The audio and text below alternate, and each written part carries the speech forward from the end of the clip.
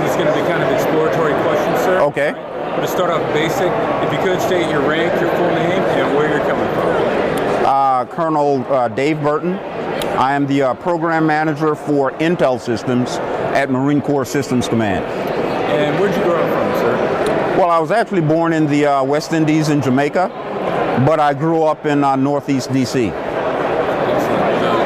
Master Guns that I work for at RS Baltimore, same exact story. West Indies, Jamaica. Okay. Grew up in D.C. though. Sure. Yeah, Master Gun Richard Babb. You can still find him around D.C. Okay. Yeah. So how do you know General Carter? Well, actually, Jerry and I were in school together at Morehouse College.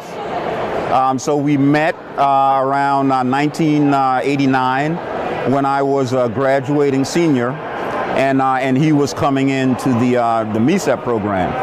He was a corporal at the time, I believe, but you know, even then you can tell with the way that he carried himself, you know, that he was someone who would go far in the Corps. You could tell back then that this was someone who was definitely destined to become a leader of Marines. Absolutely. He was a leader then, and he obviously continues to lead now. But just the way that he interacted with people. You know, when you met him, you know, he would look you in the eye, and you could tell that there was genuine, you know, concern and interest in what you were saying. And he was also, you know, just very helpful. Because he was prior enlisted, you know, and he had experience in the operating forces, he brought that back, you know, to the Marines, was very helpful with, you know, preparing for officer candidate school and those things. Wow, that right there just kind of answered like a bunch of different questions that I had in my head right there. Sure. So that's great. What attracted you, just kind of go down the back of it, what attracted you to come to Morehouse College back then? Well, Morehouse College is known for producing leaders. You know, it's the school where Martin Luther King Jr. Graduated from. You know, so it was the history that was associated with the college, and me personally, you know, just wanting to be associated, you know, with that leadership community and gain from it.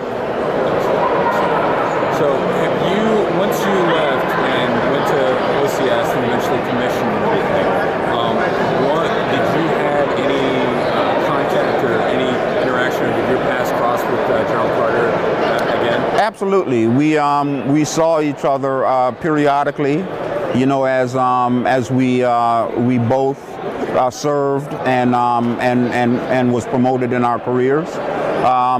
You know, he would go off and do things with JSOC, and then come back to the operating forces. I knew him when he was the battalion commander, you know, for 2nd Radio Battalion, and his time as a MEF G2.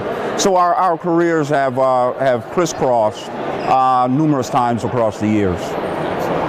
How do you feel about him getting promoted to general? Oh, we're very proud of him. But there was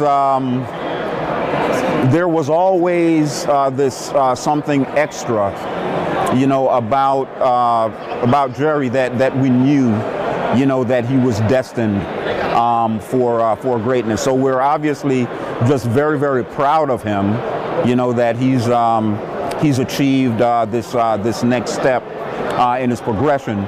But there was also, you know, there was a realization that he was going to do something special. So we're not at all surprised by it. Got like one more question. Mr. Braxton, Master Guns retired, original Montford Point Marine, pinned one of the stars on his collar.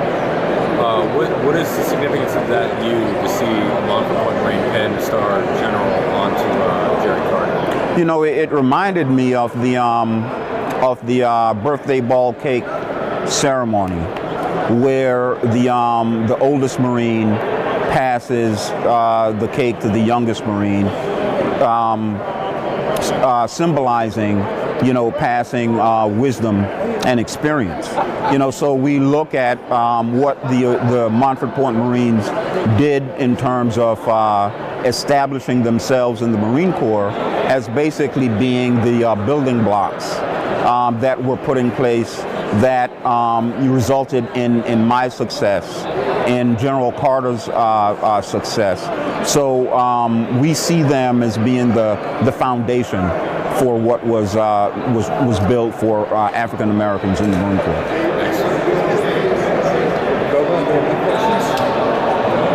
I'm good. I think we're good, sir. Okay. All right. Thank you very much. No, I appreciate it. These Marines